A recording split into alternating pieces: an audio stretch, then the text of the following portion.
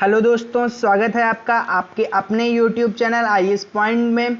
दोस्तों आज जो है हम लोग पॉलिटी से संबंधित महत्वपूर्ण प्रश्नों, पॉलिटी तो बोले तो जो है राज्य व्यवस्था, तो राज्य व्यवस्था से संबंधित महत्वपूर्ण प्रश्नों के बारे में बात करेंगे, डिस्कस करेंगे।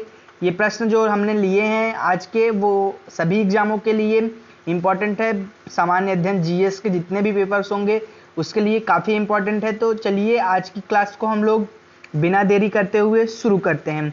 आज के जो प्रश्न हैं हमारे वो मतलब बहुत इंपॉर्टेंट हैं, संविधान के मसौदे और भी बातें इस सब चीज़ों में संविधान से संबंधित हैं। तो बहुत सारी चीज़ें मैंने इसमें डिस्कस करेंगे और जो भी प्रश्न में फैक्ट होंगे वो भी मैं बताऊंगा। और हाँ, प्रश्न जो मतलब जो क्वेश्चन पढ़ाते समय जो आपको प्रश्न पूछा जाता है आपसे, तो कमेंट में बताने के लिए कहा जाता है, तो उसका आंसर आप लोग कमेंट में बताया करिए। ठीक है दोस्तों, तो आज की क्लास को चलिए हम लोग बिना देरी करते हुए शुरू करते हैं। तो आज का हमारा प्रश्न क्या है? निम्नलिखित कथनों पर विचार कीजिए। डॉक्टर भीमराव अंबेडकर ने प्रस्तावना को संविधान की आत्मा कहा। तो ये पॉइंट तो आपको समझ में आ ही गया होगा कि इसमें क्या सही है। ठीक है, SR बोम्मई नामक यूनियन ऑफ इंडिया में उच्चतम न्यायालय ने प्रस्तावना को संविधान का अभिन्न अंग माना। तो अब देखते हैं कि इसमें से कौन सा। देखिए ये पॉइंट तो आपको समझ में आ गया हो कि ये पॉइंट हमारा गलत है, पहला वाला, क्योंकि जो है संविधान की प्रस्तावना को संविधान की आत्मा किसने कहा था? आप लोग कमेंट में बताना, या तो फिर मैं अभी बताऊंगा। ठीक है, और जो है SR बोम्मई बनाम यूनियन ऑफ इंडिया में जो है उच्चतम न्यायालय ने प्रस्तावना को संविधान का अभिन्न अंग माना है। तो यहाँ पे ये पॉइंट हमारा सही है। तो जो है हमारा दूसरा वाला विकल्प क्या होता है? सही होता है। ठीक है दोस्तों, इस प्रकार हमारा दूसरा वाला विकल्प सही होता है। चलिए अब इस प्रश्न के बारे में हम थोड़ा सा देख लेते हैं। तो इस प्रश्न के बारे में हमारे देखिए कुछ पॉइंट्स दिए गए हैं।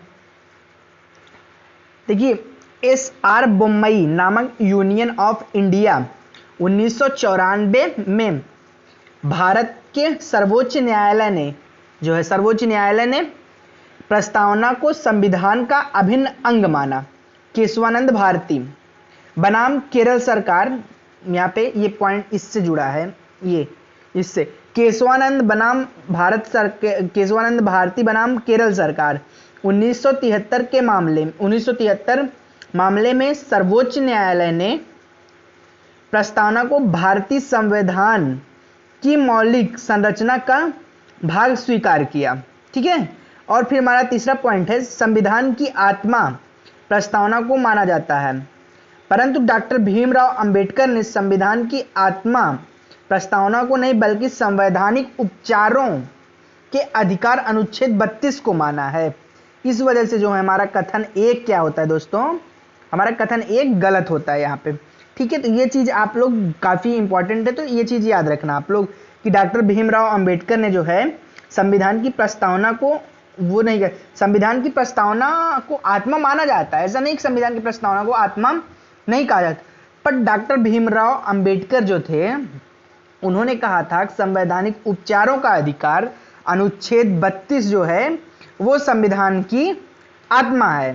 ठीक है, तो संविधान की आत्मा उन्होंने संवैधानिक उपचारों का अधिकार अनुच्छेद 32 को माना, इसलिए जो है हमारा कथन एक गलत है।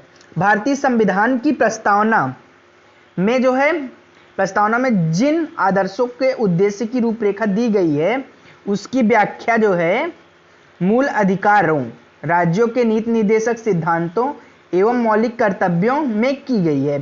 ठीक है, संविधान सभा की प्रारूप समिति के सदस्य M मुंशी के अनुसार हमारे संप्रभु लोकतांत्रिक गणराज्य भविष्यफल जन्म कुंडली है। ठीक है, मतलब संविधान सभा की प्रारूप समिति के अध्यक्ष M मुंशी का फुल फॉर्म जो है M मुंशी का पूरा M मुंशी जो है इनका पूरा नाम जो है आप लोग कमेंट में बताना। तो जो प्रारूप समिति के सदस्य थे के अनुसार प्रस्तावना हमारे संप्रभु लोकतांत्रिक गणराज्य का भविष्यफल या जन्म, मतलब उन्होंने कहा था एक प्रकार से, जैसे कि आपके घर में कोई बच्चा वगैरह पैदा हो जाता है तो पंडित जी के पास जाते हैं जन्म कुंडली बनवाने, तो उस अकॉर्डिंग मतलब उन्होंने कहा था कि संविधान की प्रस्तावना जो है हमारा पूरा जन्म कुंडली है, लोकतांत्रिक गणराज्य का पूरी जन्म कुंडली है। तो प्रस्तावना जो है हमको बताता है कि हमारा क्या कैसे सब कुछ बारे में हमारे बताता है, ठीक है।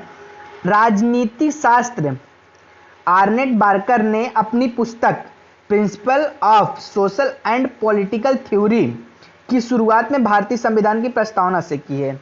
मतलब राजनीतिक शास्त्री जो थे आर्नेट बार्कर ने अपनी पुस्तक प्रिंसिपल ऑफ सोशल एवं पॉलिटिकल थ्योरी की शुरुआत जो है उसमें उन्हें भारत संविधान की प्रस्तावना की है। तो ये चीज़ हम आपके लिए काफ़ी इंपॉर्टेंट है, ठीक है दोस्तों। और यहाँ पे देखिए दिया गया है कि डॉक्टर भीमराव अंबेडकर द्वारा संविधान सभा में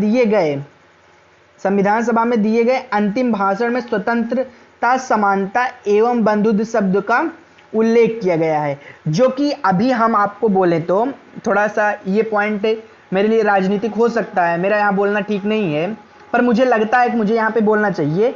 अभी कुछ लोग हैं जो है डॉक्टर भीमराव अंबेडकर के नाम का दुरुपयोग कर रहे हैं। उनका सोचना ऐसा नहीं था कि उनका सोचना ऐसा था। वो लोग क्या है, अभी डॉक्टर भीमराव अंबेडकर जो हैं उनके नाम का दुरुपयोग करते हैं। मतलब मान लो कि कहीं भी पॉइंट मान लो, अभी मैं एक पॉलिटिशियन का नाम लेने जा रहा हूँ, शायद लोगों को बुरा भी लगे बट मैं लेने जा रहा हूँ, Bhim army exact doctor Bhimrao Ambedkar के खिलाफ जा रहे, जो उनके मतलब उनके कार्य हैं और सब चीज़ें हैं। डॉक्टर भीमराव अंबेडकर का ये विचार नहीं था हमारा देश मतलब इस पॉइंट से अलग रहे, यहाँ से अलग रहे, वहाँ से अलग, बट भीम आर्मी क्या कर रही है, वो यहाँ पे वही चीज़ें कर रही है। तो ये चीज़ें मेरे हिसाब से यहाँ पे गलत है, मेरा ओपिनियन, मेरा पर्सनल ओपिनियन है। तो यहाँ पे भीम आर्मी जो अपने कार्य कर रही है वो गलत है। डॉक्टर भीमराव अंबेडकर के जो है नामों का दुरुपयोग कर रही, मतलब एक होता है सदुपयोग, एक होता है दुरुपयोग। तो यहाँ पे भीम आर्मी जो है वो डॉक्टर भीमराव अंबेडकर के नामों का दुरुपयोग कर रही है, ठीक है दोस्तों। यहाँ पे देखिए मेरा पर्सनल विचार है, यहाँ पे मैंने कोई वो नहीं कर रहा हूँ, तो लोगों के अपने अलग अलग विचार हो सकते हैं।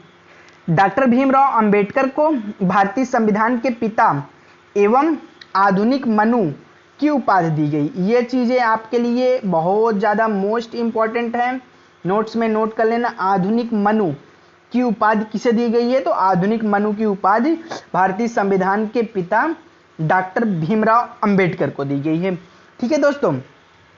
अब बात करते हैं हम लोग जो है अपने नेक्स्ट क्वेश्चन पे। हमारा जो है दूसरा क्वेश्चन क्या है, भारतीय संविधान के प्रस्तावना पर विचार कीजिए। पहला है जो है 4 प्रकार के न्याय की चर्चा की गई है, 4 प्रकार के स्वतंत्रता की चर्चा की गई, 3 प्रकार के समानता की चर्चा की गई है। संविधान को अंगीकृत अधिनियम और आत्मसमर्थित करने का तारीख जो है 26 नवंबर 1949 है। यहाँ पे ये चीज़ें आपके लिए काफ़ी इंपॉर्टेंट है। तो देखते हैं कि यहाँ पे जो है हमारा कौन सा पॉइंट सही होता है। यहाँ पे काफ़ी इंपॉर्टेंट प्रश्न ये है आपके लिए। यहाँ पे ये भी पॉइंट गलत है हमारा, ये भी गलत है, ये भी गलत है, बट ये वाला पॉइंट हमारा जो है सही है।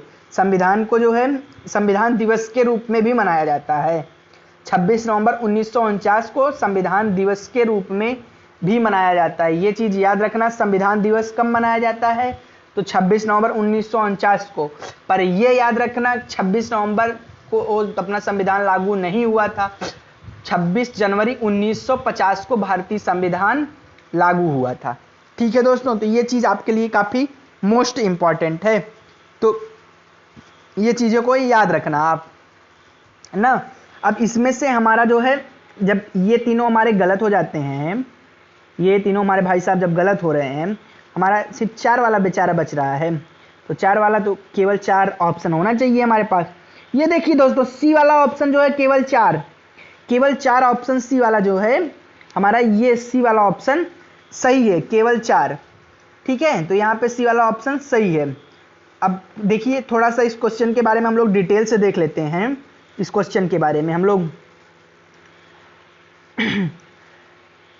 संविधान सभा में संविधान को अंगीकृत अधिनियम एवं आत्मसमर्पित करने की तारीख 26 नवंबर 1949 यहाँ पे दिया गया है हिंदी में जो है उसके वो मिति मार्गशीर्ष शुक्ल सप्तमी संवत 2006 विक्रमी है, जो कि विक्रम संवत क्या है भारत संविधान का। अच्छा, विक्रम संवत भारत का क्या है ये आप लोग कमेंट में बताना, तो विक्रम संवत भारत का क्या है। ठीक है, प्रस्तावना में न्याय 3 प्रकार के हैं, मतलब न्याय 3 प्रकार के हैं, सामाजिक, आर्थिक, राजनीतिक न्याय। 3 प्रकार के न्याय दिए गए हैं हमको संविधान की प्रस्तावना में जो है दोस्तों, हमको 3 प्रकार के न्याय यहाँ पे दिए गए हैं, तो ये चीज़ें आप याद रखना। ठीक है, अब बात करते हैं कि दूसरा पॉइंट क्या है। स्वतंत्रता 5 प्रकार की दी गई है। कितने प्रकार की? 5 प्रकार की। विचार अभिव्यक्ति, विश्वास, धर्म, उपासना की स्वतंत्रता दी गई है। 2 2 4 1 5, मतलब ये मतलब संविधान में जो है हमको 5 प्रकार की स्वतंत्रता दी गई है। किसकी किसकी? विचार की दी गई है, अभिव्यक्ति की दी गई है, विश्वास की दी गई है, धर्म की दी गई है एवं उपासना की दी गई है। तो संविधान में जो है हमको 5 प्रकार की स्वतंत्रता दी गई है। समानता 2 प्रकार की दी गई। कितने प्रकार की समानता हमको दी गई है? समानता हमको 2 प्रकार की दी गई, प्रतिष्ठा एवं अवसर, इन दोनों की समानता हमको संविधान में दी गई है। नागरिकता, अभी नागरिकता कानून में संशोधन भी हुआ है ना, तो उसके बारे में अगर आप लोग कुछ डिटेल्स में लिखना चाहते हो CEA के बारे में, तो जो है आप डिटेल में लिख सकते हो। एक मतलब CAB और CEA के बारे में हम मतलब बता देते हैं कि दोनों में अंतर क्या है। देखो, जब वो एक कानून नहीं बना था तो वो CAB था, मतलब सिटीजनशिप अमेंडमेंट बिल, और जब वो लागू हो गया, कानून बन गया, तो वो CEA बन गया, मतलब सिटीजनशिप अमेंडमेंट एक्ट। तो ये है, अगर इसके बारे में आप लोग कुछ लिखना चाहते हो तो कमेंट में लिख सकते हो। तो यहाँ पे 26 नवंबर 1949 को नागरिकता चुनाव तदर्थ संसद आदि 26 नवंबर 1949 को स्वतः लागू हो गए एवं संविधान का शेष प्रावधान जो है 26 जनवरी, मतलब भारत के ऊपर 26 जनवरी 1950 से संविधान लागू हुआ था। प्रत्येक वर्ष 26 जनवरी 1950 को गणतंत्र दिवस मनाते हैं। सभी को पता है 26 जनवरी को हम लोगों का गणतंत्र दिवस होता है। उस दिन जो है हमारे राष्ट्रपति 26 जनवरी को जो है इंडिया गेट पे तिरंगा फहराते हैं, तो ये तो सबको पता है। अच्छा, अगर सबको पता है तो 2020 के मुख्य अतिथि कौन थे? उस मुख्य अतिथि का नाम भी आप लोग कमेंट में बता देना कि 2020 के मुख्य अतिथि जो है 26 जनवरी 2020 के मुख्य अतिथि भारत के कौन थे, आप लोग कमेंट में बताना। और फिर देखते हैं, प्रत्येक वर्ष 26 नवंबर को भारतीय संविधान, देखो मैंने बताया था ना आपसे कि 26 नवंबर को संविधान दिवस के रूप में मनाया जाता है। स्टार्टिंग में बताया 26 जनवरी, यहाँ पे देख लीजिए, यहाँ पे दिया भी गया है 26 नवंबर को संविधान दिवस के रूप में मनाया जाता है। ठीक है दोस्तों, और प्रत्येक वर्ष 15 अगस्त को स्वतंत्रता दिवस के रूप में मनाया जाता है। डॉक्टर भीमराव अंबेडकर ने संविधान को एक पवित्र दस्तावेज कहा था, ये भी एक काफ़ी इंपॉर्टेंट चीज़ें हैं। ठीक है, और डॉक्टर भीमराव अंबेडकर ने ये भी कहा था कि अगर संविधान का दुरुपयोग होगा तो सबसे पहले संविधान को मैं जलाऊंगा। ये भी कहा था कि अगर मुझे लगता है कि संविधान का दुरुपयोग होता है, तो अगर ऐसा होता है तो मैं सबसे पहले संविधान को मैं जलाऊंगा। ठीक है, अब बात करते हैं, हम जो आलोचक होते हैं ना, तो आलोचना करने के लिए बोलते हैं, तो इस वजह से उनका जवाब में देना पड़ता है संसद में। देखो, विरोधी दल जो होते हैं उनका एक लोकतंत्र में बहुत इंपॉर्टेंट मुद्दा होता है, मतलब, तो ये भी याद रखना। और डॉक्टर भीमराव अंबेडकर भारत के पहले कानून मंत्री थे। चलिए अब देखते हैं हम लोग अगला क्वेश्चन, हमारा तीसरा क्वेश्चन क्या कहता है। आज का हमारा तीसरा क्वेश्चन है जो है, भारतीय प्रजातंत्र के संदर्भ में निम्नलिखित कथनों में से कौन सा सही है? जनमत संग्रह, पहल, और क्या है, प्रत्यावर्तन, और यहाँ पे जनमत निर्णय, ये 4 दिए गए हैं। कौन सा सही है देखते हैं। हमको 4 विकल्प दिए गए हैं, चारों में से हमारा कौन सा सही हो सकता है। यहाँ पे चारों में से हमारा सही है दोस्तों डी वाला ऑप्शन, मतलब कि कोई भी नहीं। यहाँ पे क्या क्वेश्चन है हमारा क्वेश्चन है भारतीय प्रजातंत्र के संदर्भ में निम्नलिखित कथनों में से कौन सा सही है। तो यहाँ पे जनमत संग्रह भी गलत है, पहल भी गलत है, प्रत्यावर्तन भी गलत है और जो है हमारा जनमत निर्णय भी गलत है। अब यहाँ पे अगर हमारे चारों गलत हैं तो हमारा ये कौन सा ऑप्शन सही होगा, डी वाला ऑप्शन सही होगा। ठीक है, तो अब देखते हैं कि कैसे हमारे जो है चारों गलत होते हैं। ये जानना जरूरी। डी वाला ऑप्शन देखिए यहाँ पे दिया है ना कि डी वाला ऑप्शन जो है गलत है, मतलब डी वाला ऑप्शन सही है, कोई भी सही नहीं है यहाँ पे। प्रजातंत्र, भारतीय प्रजातंत्र लोकतंत्र के संदर्भ में उपर्युक्त में से कोई भी सही नहीं है, क्योंकि उपर्युक्त में सभी प्रत्यक्ष लोकतंत्र से संबंधित है, जबकि भारत में अप्रत्यक्ष लोकतंत्र और प्रतिनिधि लोकतंत्र है। प्रत्यक्ष लोकतंत्र भारत में नहीं है, ये चीज़ आप लोग नोट्स में याद रख लेना अपने कि भारत में जो है प्रत्यक्ष लोकतंत्र नहीं है, अप्रत्यक्ष लोकतंत्र है भारत में। ठीक है, भारतीय संविधान की प्रस्तावना में लोकतंत्र का प्रयोग व्यापक रूप से किया गया है। राजनीतिक स्वतंत्रता के साथ साथ सामाजिक एवं आर्थिक स्वतंत्रता को शामिल किया गया है। तो मतलब भारतीय संविधान की प्रस्तावना के लोकतंत्र का प्रयोग व्यापक रूप से किया गया है, जबकि राजनीतिक स्वतंत्रता के साथ साथ सामाजिक एवं आर्थिक स्वतंत्रता भी शामिल की गई। ठीक है दोस्तों, अब बात करते हैं हम अपने अगले क्वेश्चन पे। हमारा चौथा क्वेश्चन है, कौन सा कथन असत्य है। मतलब इसमें से जो है जो तीन पॉइंट दिए गए हैं, 4 विकल्प, इसमें से हमारे तीन जो हैं सही हैं और एक जो है वो हमारा यहाँ पे गलत है। तो जो एक गलत होगा वही हमारे इस क्वेश्चन में सही होगा। ठीक है दोस्तों, अब देखते हैं कौन सा। एसके धर आयोग जो है ने भारत के भाषाई आधार पर राज्यों के पुनर्गठन की स्वीकृति दी ना। जवाहरलाल नेहरू, वल्लभ भाई पटेल, पट्टाभी सीतारामैया की समिति ने भारत के भाषाई आधार पर राज्यों के पुनर्गठन को अस्वीकार कर दिया। वैसे आप लोगों को एक बात बताएं, यहाँ पे भी एक राजनीतिक मुद्दा, पॉलिटी मतलब राजनीति से घिरी ही है, पॉलिटी एकदम से राजनीतिक मुद्दा है। तो यहाँ पे देखिए कि सरदार वल्लभ भाई पटेल जो हैं वो प्रधानमंत्री अगर होते भारत के ना, तो भारत की स्टार्टिंग की जो स्थिति थी वो कुछ और ही होती। तो ये चीज़ याद रखना। और एक पॉइंट और बताऊँ आपको, स्टैचू ऑफ यूनिटी जो है गुजरात में जो स्थित है, तो statue of unity Sardar Patel की है ना। तो स्टैचू ऑफ यूनिटी जब बनी तो सबसे ज़्यादा विरोध इसका कांग्रेसियों ने किया था। और मज़ेदार बात तो ये है कि सरदार पटेल जो थे वो कांग्रेस पार्टी के थे। ये चीज़ सबसे ज़्यादा मज़ेदार बात है यहाँ पे। तो वल्लभ भाई पटेल एवं पट्टाभी सीतारामैया की समिति ने भारत के में भाषाई आधार पर राज्यों के पुनर्गठन की स्वीकृति दी। फजल अली आयोग ने भारत में राज्यों के पुनर्गठन के भाषाई आधार को स्वीकार कर लिया। राज्य पुनर्गठन अधिनियम 1956 के तहत भारत में 14 राज्यों और 6 केंद्र शासित प्रदेशों का जो है गठन किया गया।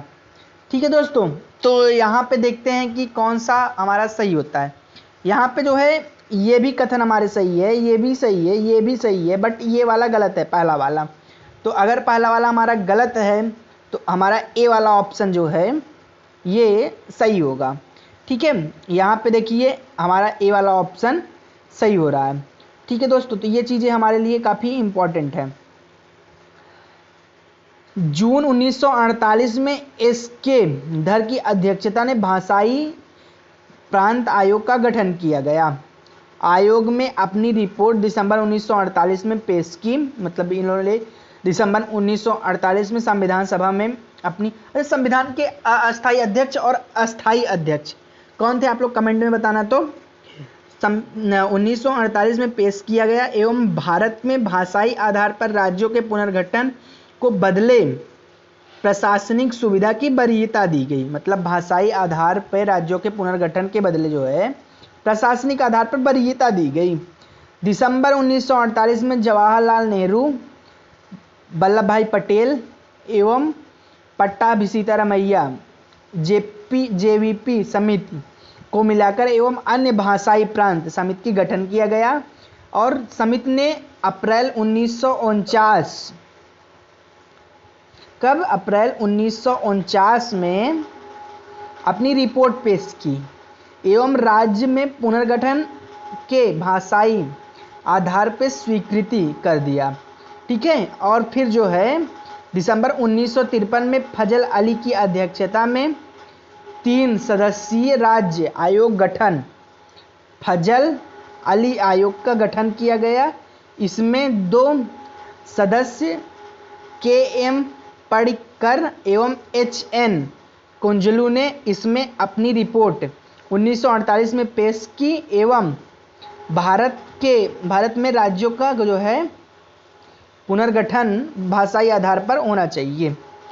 राज्य पुनर्गठन अधिनियम एवं 7वें संविधान संशोधन अधिनियम 1956 के तहत 1 नवंबर 1956 को 14 राज्यों और 6 केंद्र शासित राज्यों का जो है प्रदेशों का गठन किया गया भाषाई आधार पर जो है। अच्छा, वर्तमान में भारत में कितने राज्य हैं ये कमेंट में आप लोग बताना। तो वर्तमान में भारत में कितने राज्य हैं, तो आप लोग कमेंट में ये चीज़ बताना।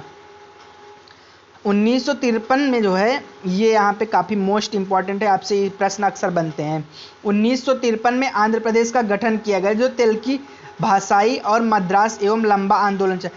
ये चीज़ें आपके लिए काफ़ी इंपॉर्टेंट, क्योंकि यहाँ पे पूछे भारत में सबसे भाषाई आधार पर गठित होने वाला भारत का पहला राज्य कौन सा है। यहाँ बहुत ज़्यादा प्रश्न पूछा जाता है परीक्षाओं में, सभी एग्जामों में। भाषाई आधार पर गठन जो है होने वाला भारत का पहला राज्य कौन है, तो भारत का पहला राज्य जो है भाषाई आधार पर गठन होने वाला आंध्र प्रदेश है। आंध्र प्रदेश है भारत का पहला राज्य। वर्तमान में आंध्र प्रदेश के मुख्यमंत्री कौन है, आप लोग कमेंट में बताना। तो वर्तमान में जो है आंध्र प्रदेश के मुख्यमंत्री कौन है। हाँ, तेलुगु भाषाई क्षेत्रों को लेकर मद्रास का एक लंबा आंदोलन चला। इस आंदोलन में 56 दिन तक भूख हड़ताल, बाप रे 56 दिन तक भूख हड़ताल, 56 दिन तक भूख हड़ताल के पश्चात कांग्रेसी नेता पट्टाभी श्री रामुल का निधन भी हो गया। मतलब भूख हड़ताल के बाद इनका निधन भी हो गया। परिणाम स्वरूप आंध्र प्रदेश, मतलब आंध्र प्रदेश इतने आसानी से गठित नहीं हुए है भैया, मतलब एक जो है इन लोगों का वो भी कर लिया है। तो यहाँ पे काफ़ी वो है ना कि जो है कांग्रेसी नेता थे पट्टाभी श्री रामुल का निधन हो गया, तो तब आंध्र प्रदेश जाके बना है राज्य। ठीक है, ठीक है दोस्तों, तो बात करते हैं हम लोग अगले क्वेश्चन पे। तो हमारा अगला क्वेश्चन कौन सा है, 5वां। भारतीय संविधान में फेडरेशन शब्द का प्रयोग कहीं नहीं किया गया है। फेडरेशन शब्द का प्रयोग जो है भारतीय संविधान में कहीं नहीं किया गया है। भारत अर्थात इंडिया शब्द का प्रयोग भारतीय संविधान के पहले अनुच्छेद में किया गया है।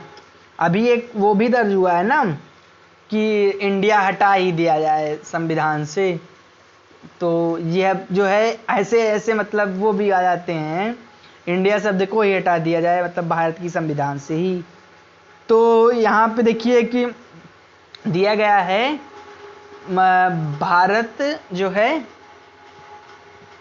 कथनों पर विचार कीजिए। भारतीय संविधान में फेडरेशन शब्द का प्रयोग कहीं नहीं किया गया है। भारत अर्थात इंडिया शब्द का प्रयोग भारतीय संविधान के पहले अनुच्छेद में किया गया है। ठीक है, तो यहाँ पे हमारे जो है दोनों कथन सही होते हैं। अब देखते हैं कैसे सही होते हैं, ये हम लोग देखते हैं कि कैसे हमारे दोनों कथन यहाँ पे जो है सही होते हैं। देखिए यहाँ पे कहा गया है भारतीय संविधान में फेडरेशन मतलब संघात्मक, फेडरेशन का अर्थ क्या होता है, संघात्मक शब्द का प्रयोग कहीं नहीं किया गया है। भारतीय संविधान में यूनियन ऑफ स्टेट्स राज्यों का संघ शब्द का प्रयोग किया गया है। भारत संविधान किसी समझौते का परिणाम नहीं है। जैसा कि अमेरिका का संविधान हमारे संविधान में किसी भी राज्यों को अलग होने की स्वतंत्रता नहीं देता है। मतलब अमेरिका का संविधान जो है, अमेरिका का जैसे कि अमेरिका का संविधान है, वैसे हमारे यहाँ का संविधान जो है कोई भी राज्य अलग होने की स्वतंत्रता नहीं है। हमारे देश जो है विभाजित राज्यों और अविभाजित संघ, जबकि अमेरिका का अविभाजित राज्यों का अविभाजित संघ है। ठीक है, हमारे देश का जो है विभाजित राज्यों का अविभाजित संघ है और अमेरिका का क्या है, अविभाजित राज्यों का अविभाजित संघ है। तो ये चीज़ याद रखना, हमारे यहाँ का क्या है, अविभाजित राज्यों का, विभाजित राज्यों का अविभाजित संघ, और जबकि अमेरिका क्या है, अविभाजित राज्यों का अविभाजित संघ। ठीक है दोस्तों, चलिए अब बात करते हैं हम लोग अपने अगले क्वेश्चन पे। यहाँ पे ये देखिए और भी दिया गया है, भारतीय संविधान में पहले संघ और संघ उसका क्षेत्र, पहले अनुच्छेद में भारत और अर्थात इंडिया का प्रयोग किया गया है, कहा गया मतलब पहले जो वहाँ पे दूसरा कथन था, तो वहाँ पे जो है यहाँ पे पहले अनुच्छेद में जो है बात की गई है। ठीक है दोस्तों, अब बात करते हैं हम लोग अपने अगले क्वेश्चन के। यहाँ पे कहा गया है, भारतीय राज्य और उसके क्षेत्र के संबंध में निम्नलिखित कथनों में से कौन सा सही नहीं है की बात की गई है। नए राज्यों के निर्माण संबंधी विधेयक संसद में पेश करने से पूर्व राष्ट्रपति की सिफारिश की आवश्यकता होती है। ये तो एकदम से गलत है ना, क्योंकि राष्ट्रपति तो जो है राज्यसभा लोकसभा से पास होने के बाद राष्ट्रपति के पास जाती है। कौन सा कथन सही नहीं है। और फिर जो है नए राज्यों के निर्माण संबंधी विधेयक संसद में तब पेश नहीं किए जा सकते जब तक कि उस राज्य का विधानमंडल और विनिर्दिष्ट नहीं किया गया हो और उसके क्षेत्र नाम की एवं सीमा पर प्रभाव पड़ता हो। संसद जो है संविधान के अनुच्छेद एवं अनुच्छेद 2 एवं 3 उल्लिखित प्रावधानों में विभाग के लिए संविधान की पहली अनुसूची जो है पहली अनुसूची में परिवर्तित करता है और इसे संविधान के अनुच्छेद के तहत माना जाएगा। भारत किसी दूसरे राज्यों का अपना भूभाग देता है तो संविधान के अनुच्छेद 368 के तहत संविधान में संशोधन करना आवश्यक है। तो यहाँ पे जो है दोस्तों हमारा जो है 3 गलत है, सी वाला पॉइंट जो है वो गलत है, तो यहाँ पे सही नहीं है की बात की गई है, तो जो है हमारा ये वाला कथन गलत होता है।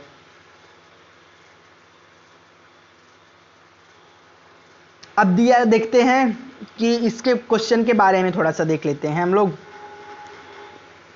हमारा उत्तर तो हमको पता चल गया कि सी वाला ऑप्शन सही है, पर क्वेश्चन के बारे में देखिए, संसद में अनुच्छेद 2-3 में दिए गए प्रावधानों में परिवर्तन के लिए संविधान के अनुसूची 1 और 4 में कोई संशोधन या परिवर्तन करता है तो उसे संविधान के अनुच्छेद 368 के तहत संविधान का संशोधित नहीं माना जाएगा। संविधान के अनुच्छेद एवं 2 एवं 3 से संबंधित विधेयक साधारण बहुमत एवं सामान्य विधायी के तहत पारित करता है। ठीक है दोस्तों, और नए राज्यों के निर्माण संबंधी विधेयक संसद के किसी भी पेश पुनर्स्थापित करते हैं पूर्व राष्ट्रपति की सिफारिश आवश्यक होती है।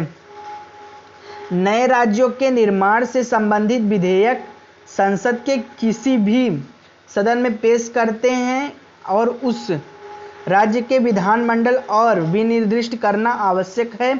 जिस राज्य के नाम, क्षेत्र एवं सीमा पर प्रभाव पड़ता है उसके लिए सीमा निश्चित होती है। राष्ट्रीय राज्य विधानमंडल को मत मानने के लिए बाध्य नहीं है।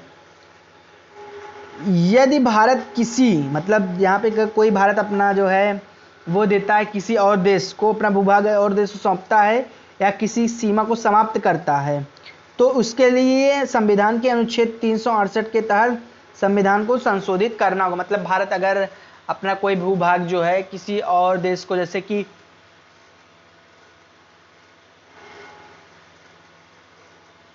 मतलब देना चाहे अगर,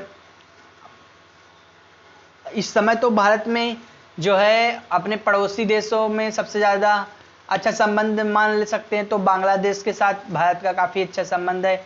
इस समय नेपाल में, वर्तमान में नेपाल से भी कोई अच्छा संबंध नहीं है। पाकिस्तान से तो हमेशा से बुरा संबंध रहा है। चीन के साथ भी कोई खास अच्छा संबंध नहीं रहता है भारत का। तो नेपाल, भूटान और अफगानिस्तान, इन सब से भारत का काफ़ी अच्छा संबंध रहा है। तो अगर मान लो कि इनसे देना चाहे अगर, तो भारत को जो है अनुच्छेद 368 में अपना संविधान का संशोधन करना होगा। ठीक है दोस्तों, अब बात करते हैं हम लोग अपने अगले क्वेश्चन पे। तो हमारा देखिए यहाँ पे और भी कुछ पॉइंट दिए गए हैं। भारत एवं अन्य देशों की सीमा निर्धारण संबंधी विवाद को हल करने के लिए संविधान संशोधन की आवश्यकता नहीं होती। यह कार्यपालिका द्वारा किया जा सकता है। उच्चतम न्यायालय 1969 द्वारा, मतलब उच्चतम न्यायालय ने ये चीज़ को कहा है कि भारत और अन्य देशों के बीच सीमा निर्धारण विवाद को हल करने के लिए संविधान संशोधन की आवश्यकता नहीं होती है। मतलब अभी जैसे कि यहाँ पे चीन और वहाँ काफ़ी तनाव है ना बॉर्डर पे लद्दाख में, तो अगर इन सब के मतलब कोई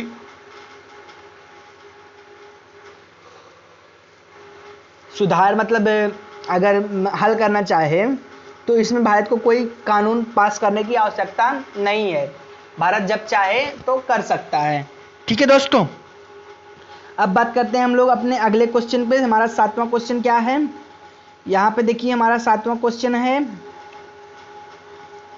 निम्नलिखित कथनों पर विचार कीजिए। हरियाणा, महाराष्ट्र, नागालैंड, सिक्किम, गोवा भारत संघ को पूर्ण राज्य का दर्जा प्राप्त करने का मतलब ये कहा गया है कि पहले जो है, सबसे पहले कौन सा राज्य जो है मतलब पूर्ण राज्य बना। पूर्ण राज्य जो है सबसे पहले कौन सा राज्य जो है बना। हरियाणा पहले बना, महाराष्ट्र पहले बना, नागालैंड पहले बना, सिक्किम बना या फिर गोवा बना।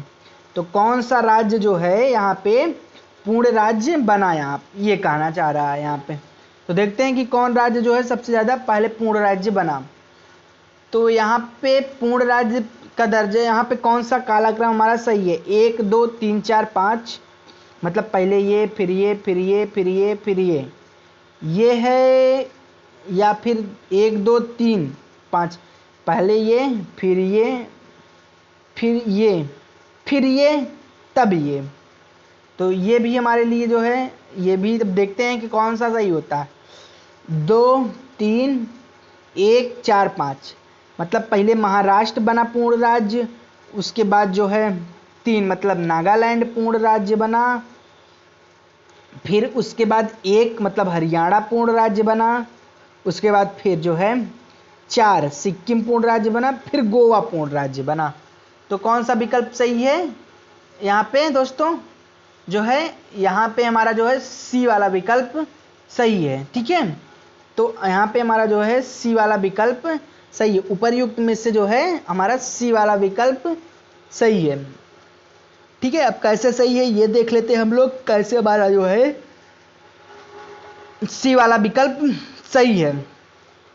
महाराष्ट्र वर्ष 1960 में बंबई पुनर्गठन अधिनियम 1960 जो है 1960 के तहत महाराष्ट्र एवं गुजरात राज्य का गठन हुआ था। यहाँ पे याद रखना, मुंबई पुनर्गठन अधिनियम 1960 के तहत महाराष्ट्र और गुजरात राज्य का गठन हुआ था। उसके बाद बना नागालैंड 1962 में, नागालैंड राज्य अधिनियम 1962 के तहत 1963 में जो है नागालैंड का गठन हुआ था। फिर यहाँ आता है हमारा हरियाणा वर्ष 1966 में पंजाब राज्य से हरियाणा का राज्य का मतलब पंजाब से अलग होकर हरियाणा राज्य का गठन किया। अच्छा हाँ, किस किस राज्य और एक केंद्र शासित प्रदेश की जो है राजधानी एक ही है, हरियाणा और किस राज्य की और किस राज्य केंद्र शासित प्रदेश राजधानी एक है, आप लोग कमेंट में बताना। तो हिमाचल प्रदेश वर्ष 1971 में जो है यहाँ पे हिमाचल प्रदेश 1971 में 71 में पूर्ण राज्य का दर्जा दिया गया। फिर मणिपुर और त्रिपुरा मेघालय को 1972 में इन्हें पूर्ण राज्य का दर्जा दिया। सिक्किम 35वें संविधान संशोधन के तहत 1974 में पूर्ण राज्य का दर्जा मिल गया, ठीक है। और सबसे लास्ट दिया, और एवं 36वां संविधान संशोधन अधिनियम 1975 के तहत इसको जो है पूर्ण राज्य का दर्जा दे दिया गया, जिसको सिक्किम को। अब मिजोरम, अरुणाचल प्रदेश एवं गोवा 1987 में इनको भी जो है पूर्ण राज्य का दर्जा मिल गया था, ठीक है दोस्तों। अब बात करते हैं हम लोग अपने अगले क्वेश्चन। यहाँ पे देखिए और भी राज्यों के नाम दिए गए, तो देख लेते हैं क्योंकि इंपॉर्टेंट होते हैं ये हमेशा से। छत्तीसगढ़, उत्तराखंड एवं झारखंड सन 2000 में मध्य प्रदेश और छत्तीसगढ़ और उत्तर प्रदेश, उत्तराखंड एवं बिहार में झार राज्य, मतलब जो है छत्तीसगढ़, उत्तराखंड एवं झारखंड सन 2000 में मध्य प्रदेश से छत्तीसगढ़, मध्य प्रदेश से मतलब छत्तीसगढ़ अलग हुआ, उत्तर प्रदेश से उत्तराखंड अलग हुआ, और झारखंड, बिहार से झारखंड अलग हुआ, मतलब ये अलग अलग हुई सन 2000 में ना। तो तेलंगाना 2 जून 2014 आंध्र प्रदेश से जो है अलग हुआ। फिलहाल अभी जो है आंध्र प्रदेश और तेलंगाना की राजधानी एक ही है। आंध्र प्रदेश की राजधानी कहाँ पे प्रस्तावित हुई है ये आपको कमेंट में बताने हैं। वर्तमान में भारत में 29 राज्य और 8 केंद्र शासित प्रदेश हैं। ये भी याद रखना कि वर्तमान समय में भारत में जो है 29 राज्य और 8 केंद्र शासित प्रदेश है, ठीक है दोस्तों। अभी कुछ लोग बोलेंगे कि 9 है, तो भैया दमन और दीव जो थे और दादरा नगर हवेली ये 1 हो गए हैं, तो इस वजह से अब जो है 8 बचे हैं, ठीक है। अब बात करते हैं हम लोग जो है अपने अगले क्वेश्चन पे। हमारा अगला क्वेश्चन है, दादर एवं नगर हवेली में फ्रांसीसियों का शासन था। पुडुचेरी पुर्तगाल के अधीन था। पुडुचेरी में 3 राज्यों में अस्तित्व में आया। उपर्युक्त में से कौन सा कथन सही है? केवल 1, केवल 2, मतलब सॉरी केवल 1, 2 और 3, केवल 3, 1, 2, 3।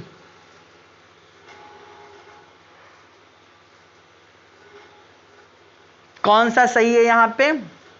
तो यहाँ पे जो है सिर्फ केवल 1, दादर नगर हवेली में फ्रांसीसियों का शासन था, तो ये वाला हमारा विकल्प जो है सही है ना।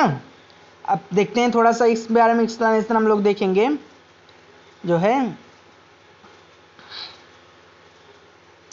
संघ शासित प्रदेश पुडुचेरी 3 राज्यों में अवस्थित है, तमिलनाडु, कराईकल और पुडुचेरी, आंध्र प्रदेश, यमन, केरल, माहे। दादर एवं नगर हवेली 1954 तक पुर्तगाल के अधीन था, न कि फ्रांसीसियों के अधीन। वे 10वें संविधान संशोधन अधिनियम 1961 द्वारा इसे संघ शासित क्षेत्र में परिवर्तित कर दिया गया और दादर नगर हवेली और दमन दीव पश्चिम भारत के केंद्र शासित प्रदेश हो गए ना। बट अब वर्तमान में जो हैं ये दोनों एक ही हो गए हैं। ये वर्तमान समय में जो हैं हमारे दादर नगर हवेली और दमन दीव जो हैं भारत के एक ही केंद्र शासित प्रदेश हैं, ठीक है। एक केंद्र शासित प्रदेश हैं, भारत में एक केंद्र शासित प्रदेश हैं, जिसकी स्थापना पहले दादर नगर हवेली तथा दमन दीव के विलय द्वारा हुई ना। देखिए यहाँ पे दिया गया है ना 26 जनवरी 1950 को 26 जनवरी 2020 को अस्तित्व में आया और इसकी राजधानी दमन स्थित है। यहाँ पे दिया गया ना कि 26 जनवरी 2020 को यह अस्तित्व में आया था, मतलब इस दिन जो है विलय की गई थी इन दोनों की। पुडुचेरी जो है, पुडुचेरी 1954 तक फ्रांस के अधीन था, न कि पुर्तगाल के अधीन, और 1954 में फ्रांस ने इसे भारत को सौंप दिया था। जो है 1954 मतलब फ्रांस ने जो है भारत को सौंप दिया और वे 14वें संविधान संशोधन अधिनियम में इसे जो है संघ शासित प्रदेश घोषित कर, मतलब अंग्रेज से आज़ाद हो गया था भारत, पर और मतलब गोवा में उनका शासन था पुर्तगालियों का, और 1954 तक जो है पुडुचेरी में फ्रांसीसियों का शासन था। तो इस तरह से जो है मतलब शासन था इन लोगों का, ठीक है दोस्तों। अब जो है देखिए गोवा, दमन और दीव पर पुर्तगालियों का आधिपत्य था। सन 1961 में भारत ने पुलिस कार्यवाही के द्वारा इन क्षेत्रों को अधिकृत किया और 12वें संविधान संशोधन 1962 द्वारा इन क्षेत्रों को संघ शासित प्रदेशों में बदल दिया गया और 56वें संविधान संशोधन अधिनियम द्वारा दमन दीव को गोवा से अलग करके गोवा को पूर्ण राज्य का दर्जा दे दिया गया। आप लोग कमेंट में बताना कि गोवा के वर्तमान जो हैं मुख्यमंत्री कौन है, आप लोग इसको कमेंट में बताना। 7वें संविधान संशोधन अधिनियम 1956 से जो है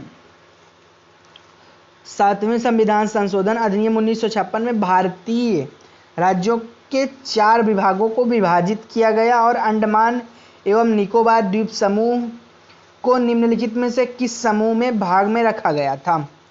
तो देखते हैं कि यहाँ पे हमारा किस भाग में रखा गया था। भाग 1, भाग मतलब भाग ए में भाग क, भाग ख, भाग ग, भाग ब, घ। तो यहाँ पे किस में रखा गया था दोस्तों, तो यहाँ पे जो है रखा गया था भाग घ में। किसमें, भाग घ में रखा गया था। 7वें संविधान संशोधन अधिनियम 1956 में पूर्व भारतीय राज्यों के 4 भागों में विभाजित किया। यह अंडमान निकोबार द्वीप समूह को निम्नलिखित किस भाग में रखा गया था, तो अंडमान निकोबार द्वीप समूह को भाग घ में रखा गया था। ठीक है दोस्तों, अब देख लेते हैं थोड़ा सा इसके बारे में हम लोग डिटेलिंग में। अंडमान निकोबार द्वीप समूह का भाग घ रखा गया था। भाग घ में केवल अंडमान निकोबार द्वीप समूह को ही शामिल किया गया था। राज्य पुनर्गठन अधिनियम 7वें संविधान संशोधन 1956 7वें संविधान संशोधन 1956 के द्वारा जो है भारत जो है क और ख राज्यों के बीच की दूरी की सीमा समाप्त हो गई। ग और ग को जो है समाप्त कर दिया गया। ठीक है, तो अब देखते हैं हम लोग अपना नेक्स्ट अगला और लास्ट क्वेश्चन। इसका आंसर आप लोग कमेंट में बताने हैं। जो है भारत का संविधान संसार का सबसे बड़ा लिखित संविधान है। इसमें से निम्नलिखित में से कौन सा सही नहीं है। भारत का संविधान संघ और राज्यों का एकल संविधान है। संविधान सभा के कानून विशेषज्ञों का प्रभुत्व था। संविधान सभा में जो है कानून विशेषज्ञों का प्रभुत्व था। इसमें विभिन्न देशी रियासतों को प्रचलित कानूनों की जो है स्थान दिया गया। भारत का संविधान भारत शासन अधिनियम 1935 का प्रभाव रहा। यहाँ पे जो है कौन सा विकल्प हमारा इसमें से सही है दोस्तों, आप लोग जो है यहाँ पे कौन सा विकल्प हमारा सही है, आप लोग जो है कमेंट में बताना कि यहाँ पे हमारा कौन सा विकल्प सही है। तो बस आज के लिए इतना ही, मिलते हैं आपसे जो है नेक्स्ट क्लास में। तब तक के लिए बाय बाय दोस्तों, good night and take care.